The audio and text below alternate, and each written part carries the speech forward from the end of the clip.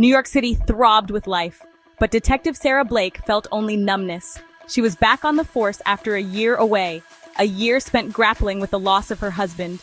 Work was her only solace. Her captain greeted her with a weary smile.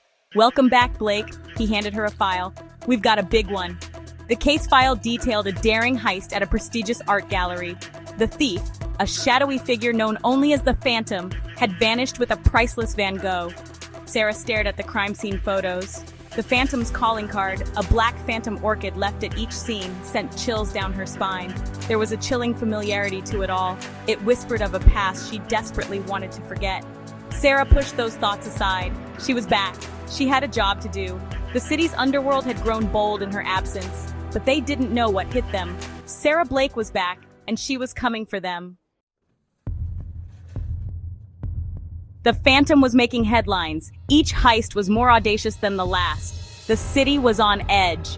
Whispers of the mysterious thief filled every smoky bar and elegant restaurant. Sarah dove into the investigation. She studied blueprints, interviewed witnesses, and chased dead-end leads. The Phantom was a ghost, leaving no trace behind. Then came the robbery at the Metropolitan Museum of Art.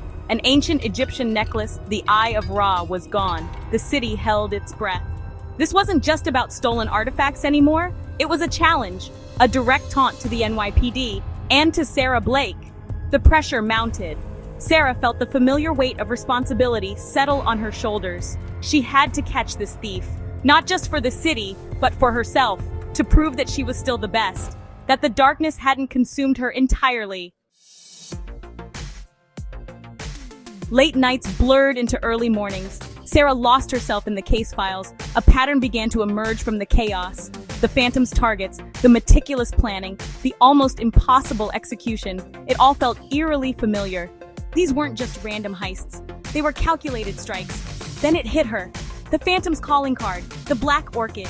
It was a rare flower, one she had only encountered once before. A case from her early days on the force. A case involving a master thief who had vanished without a trace. A case she had worked on with her former partner, Jack Malone. The realization struck her like a physical blow. No, it couldn't be. Jack was dead, killed in the line of duty. She had seen his body, attended his funeral, hadn't she? Doubt gnawed at her. She had to be sure. She had to know the truth. Sarah requested access to Jack's closed files. The captain hesitated, but her insistence won him over. As she delved into the old case files, her blood ran cold. The similarities were undeniable. The methods, the targets, even the subtle flourishes. It was like looking at a blueprint for the Phantom's crimes. Then came the final piece of the puzzle. A hidden message encoded in a seemingly innocuous note in Jack's files. A message only she would understand. It was a confession, a taunt, and a warning all in one. Jack was alive, he was the Phantom, and he was coming for her. Betrayal cut deep. Jack, her friend, her confidant, the one person she had trusted implicitly, had been playing her all along. He had faked his death, disappeared, and reinvented himself as a criminal mastermind. But why? What could possibly be his motive? The revelation about Jack shattered Sarah's world. She couldn't eat, couldn't sleep. The man she thought she knew had been a lie, a ghost, a phantom. The city lights outside her window seemed to mock her. How could she have been so blind? The more she thought about it, the more she realized how little she actually knew about Jack's past.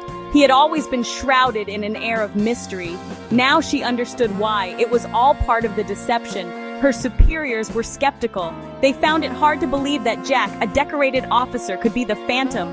But Sarah knew the truth. She could feel it in her bones. She had to find Jack, to confront him, to understand why he would betray her like this. But most importantly, she had to stop him before he could hurt anyone else. He was playing a dangerous game, a game that could cost lives, her own included. The Phantom was planning another heist. This time, the target was the Federal Reserve. Sarah knew this was her chance. She could use herself as bait, lure Jack out into the open. It was a risky plan, but she had nothing left to lose. The NYPD set a trap, using Sarah as the lure. Tension crackled in the air as the night of the heist arrived. The city held its breath. Sarah stood in the vault, surrounded by armed officers hidden in the shadows. Her heart pounded against her ribs. Would he take the bait? Then, a whisper of movement, a shadow detached itself from the darkness. The phantom. He moved with a grace that sent shivers down her spine. Even masked, she would recognize that walk anywhere. It was him, Jack. They stood frozen, bathed in the cold light of the vault. A million emotions warred on Jack's face as he removed his mask. Regret, pain, but most of all, a chilling determination.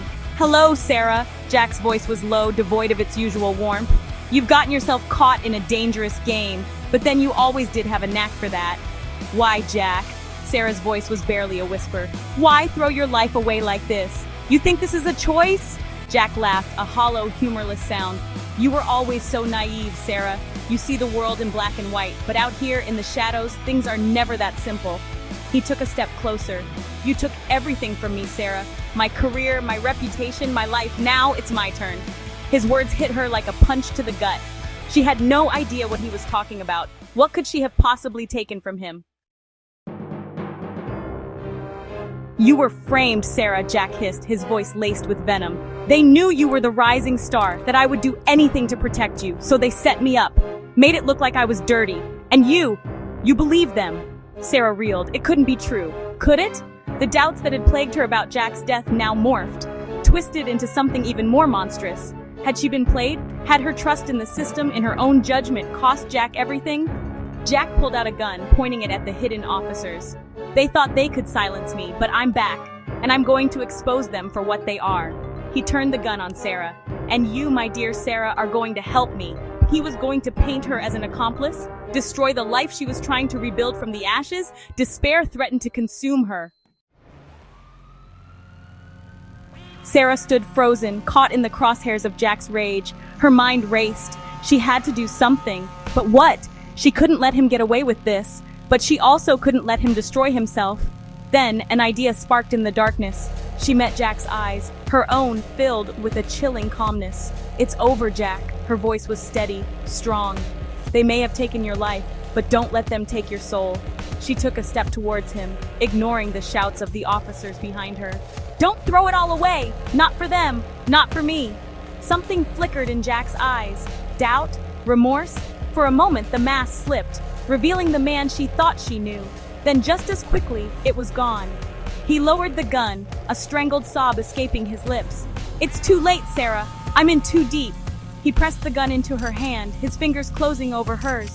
"Make them pay, Sarah. Promise me." Then before she could react, he stepped back into the path of the waiting officers.